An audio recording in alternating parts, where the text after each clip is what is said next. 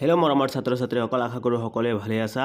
আজি তোমালোকৰ বাবে লৈ আহিছোঁ নৱম শ্ৰেণীৰ বিজ্ঞানৰ চেপ্টাৰ নম্বৰ 7 জীৱৰ বিচিত্ৰতাৰ MCQৰ প্ৰশ্ন উত্তৰ। মৰমৰ ছাত্ৰ ছাত্ৰীসকল, ইয়াৰ আগত যিটো তোমালোকক ভিডিঅ' দিছোঁ তাত তোমালোকক নৱম শ্ৰেণী বিজ্ঞানৰ প্ৰতিটো চেপ্টাৰৰ অনুশীলনী আৰু প্ৰশ্নাৱলী গোটেইখিনি প্ৰশ্ন উত্তৰ দিছিলোঁ। এতিয়া তোমালোকক এটা এটাকৈ প্ৰতিটো চেপ্টাৰ MCQৰ যিবিলাক মষ্ট ইম্পৰ্টেণ্ট কুৱেশ্যন এনচাৰ আছে গোটেইখিনি তোমালোকক এটা এটাকৈ দিবলৈ চেষ্টা কৰিম। যদি তুমি আমাৰ চেনেলটো চাই আছো, অনুগ্ৰহ কৰি স্কিপ নকৰাকৈ সম্পূৰ্ণৰূপে চাই থাকিবা।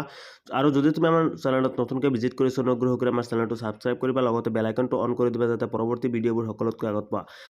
আৰু যিসকল ছাত্ৰ ছাত্ৰীয়ে এতিয়ালৈকে নৱম আৰু দশম শ্ৰেণী বিজ্ঞানৰ প্ৰশ্ন উত্তৰসমূহ এতিয়ালৈকে পোৱা নাই, ডেছক্ৰিপশ্যনত চেপ্টাৰ ৱাইজ লিংক দিয়া আছে, তোমালোকে চেপ্টাৰ ৱাইজ চাব পাৰিবা। গতিকে মৰমৰ ছাত্ৰ ছাত্ৰীসকল, দেৰি নকৰি বোলা আজিৰ ভিডিঅ'টো আৰম্ভ কৰোঁ। এতিয়া মৰমৰ ছাত্ৰ ছাত্ৰীসকল, এতিয়া কুৱেশ্যন নম্বৰ দিয়া আছে 1, জীৱজগতৰ পঞ্চৰাজ্য পদ্ধতি কোনে প্ৰৱৰ্তন কৰিছিল?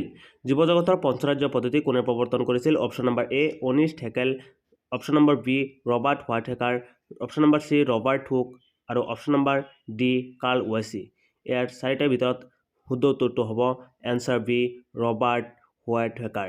ৰবাৰ্ট হোৱাইটেকাৰে কি কৰিছিল? জীৱজগতৰ পঞ্চৰাজ্য পদ্ধতিটো প্ৰৱৰ্তন কৰিছিল। এতিয়া মৰমৰ ছাত্ৰ ছাত্ৰীসকল, কুৱেশ্যন নম্বৰ 2, জীৱসমূহৰ সিহঁতৰ সাদৃশ্য আৰু পাৰ্থক্যৰ ওপৰত ভিত্তি কৰি বিভিন্ন গোটত ভাগ কৰা পদ্ধতিটোক কোৱা হয়। তাৰমানে জীৱসমূহক যি সাদৃশ্য আছে, যি পাৰ্থক্য আছে, তাৰ ওপৰত ভিত্তি কৰি জীৱসমূহক বিভিন্ন গোটত ভাগ কৰা হৈছে, ইতিমধ্যে আমি গম পাওঁ। আৰু সেই পদ্ধতিক কি কোৱা হয়? বংশগতি বিদ্যা, অপশ্যন নম্বৰ বি ভ্ৰূণবিদ্যা, অপশ্যন নম্বৰ চি বৰ্গীকৰণ আৰু অপশ্যন নম্বৰ ডি আছে পৰিৱেশবিদ্যা। ইয়াৰ চাৰিটাৰ ভিতৰত শুদ্ধ উত্তৰটো হ'ব অপশ্যন নম্বৰ চি বৰ্গীকৰণ। জীৱসমূহৰ যি সাদৃশ্য আৰু পাৰ্থক্যৰ ওপৰত ভিত্তি কৰি ভাগ কৰা হৈছে, সেই ভাগটোক কি কোৱা হয়? বৰ্গীকৰণ বুলি কোৱা হয়। এতিয়া কুৱেশ্যন নম্বৰ 3, শ্ৰেণী বিভাজনৰ ক্ষুদ্ৰতম এককটো হ'ল? শ্ৰেণী বিভাজনৰ যি শ্ৰেণী বিভাজন কৰা হৈছে তাৰে ভিতৰত ক্ষুদ্ৰতম এককটো কি? অপশ্যন নম্বৰ এ আছে জাতি, অপশ্যন নম্বৰ বি হ'ল প্ৰজাতি, অপশ্যন নম্বৰ চি হ'ল বৰ্গ আৰু অপশ্যন নম্বৰ ডি হ'ল গোত্ৰ। শ্ৰেণী বিভাজনৰ ক্ষুদ্ৰতম এককটো এই চাৰিটাৰ ভিতৰত শুদ্ধ উত্তৰটো হ'ব অপশ্যন নম্বৰ বি প্ৰজাতি। প্ৰজাতি হ'ল শ্ৰেণী বিভাজনৰ ক্ষুদ্ৰতম একক। এতিয়া মৰমৰ ছাত্ৰ ছাত্ৰীসকল, কুৱেশ্যন নম্বৰ 4, তলৰ কোনটো ভেঁকুৰ ৰাজ্যৰ অন্তৰ্ভুক্ত? তলৰ কোনটো ভেঁকুৰ ৰাজ্যৰ অন্তৰ্ভুক্ত? Option number A Aspergillus, option number B Paramecium, option number C Anabaena আৰু অপশ্যন নম্বৰ ডি উলভা। এই চাৰিটাৰ ভিতৰত কোনটো ভেঁকুৰ ৰাজ্যৰ অন্তৰ্ভুক্ত? শুদ্ধ উত্তৰটো হ'ব অপশ্যন নম্বৰ এ এছপাৰজিলাছ। এছপাৰজিলাছ হ'ল ভেঁকুৰ ৰাজ্যৰ অন্তৰ্গত। এতিয়া কুৱেশ্যন নম্বৰ 5, তলৰ কোনজন অৰিজিন অফ স্পেচিছ গ্ৰন্থখনৰ ৰচক? তলৰ কোনজন অৰিজিন অফ স্পেচিছ গ্ৰন্থখনৰ ৰচক? Option number A Carolus Linnaeus, option number B Charles Darwin, option number C হ'ল Charles Darwin, option number B হ'ল আৰ্নষ্ট হেকেল আৰু অপশ্যন নম্বৰ ডি হ'ল ৰবাৰ্ট হোৱাইটেকাৰ। এতিয়া ইয়াৰ চাৰিটাৰ ভিতৰত হ'ল শুদ্ধ উত্তৰটো option number C Charles Darwin. Charles ডাৰউইনে কি কৰিছিল? অৰিজিন অফ স্পেচিছ গ্ৰন্থখন ৰচনা কৰিছিল, অৰ্থাৎ লিখিছিল। এতিয়া মৰমৰ ছাত্ৰ ছাত্ৰীসকল, কুৱেশ্যন নম্বৰ 6, ভেঁকুৰক মৃতজীৱী বুলি কোৱা হয় কাৰণ? অপশ্যন নম্বৰ এ ইহঁতে পত্ৰশৰীৰৰ সহায়ত সালোকসংশ্লেষণ বিক্ৰিয়া কৰে, অপশ্যন নম্বৰ বি ইহঁতে চিলিয়াৰ সহায়ত চলাচল কৰে, অপশ্যন নম্বৰ চি ইহঁতে কোষবেৰখন চিটিন নামৰ শৰ্কৰাৰে গঠিত বাবে, অপশ্যন নম্বৰ ডি ইহঁতে গেলাপচা আৱৰ্জনাৰ পৰা খাদ্য আহৰণ কৰে বাবে। গতিকে ইয়াৰ ভিতৰত কোনটো হ'ব শুদ্ধ? ভেঁকুৰক মৃতজীৱী বুলি কোৱা হয়। ইতিমধ্যে আমি জানো যিবোৰ বস্তু মৃতজীৱীয়ে কি কৰে? গেলাপচা বস্তুৰ পৰা খাদ্য আহৰণ কৰে। এইটো আমি সপ্তম শ্ৰেণীতে পাই আছোঁ। গতিকে ইয়াৰ শুদ্ধ উত্তৰটো হ'ব ইহঁতে গেলাপচা বস্তুৰ পৰা জৈৱ আৱৰ্জনাৰ পৰা খাদ্য আহৰণ কৰে। এতিয়া মৰমৰ ছাত্ৰ ছাত্ৰীসকল, কুৱেশ্যন নম্বৰ 7, অমেৰুদণ্ডী প্ৰাণীক কোনটো ভাগত অন্তৰ্ভুক্ত কৰা হৈছে? অপশ্যন নম্বৰ এ বলয় প্ৰাণী, অপশ্যন নম্বৰ বি ঘূৰণীয়া কৃমি, অপশ্যন নম্বৰ চি চেপেটা কৃমি আৰু অপশ্যন নম্বৰ ডি ৰুধিৰ প্ৰাণী। ইয়াৰ ভিতৰত কোনটো ভাগত বিভক্ত কৰা হৈছে? অপশ্যন নম্বৰ চি শুদ্ধ উত্তৰটো হ'ব চেপেটা কৃমি। শুদ্ধ উত্তৰটো হ'ব অপশ্যন নম্বৰ চি চেপেটা কৃমি।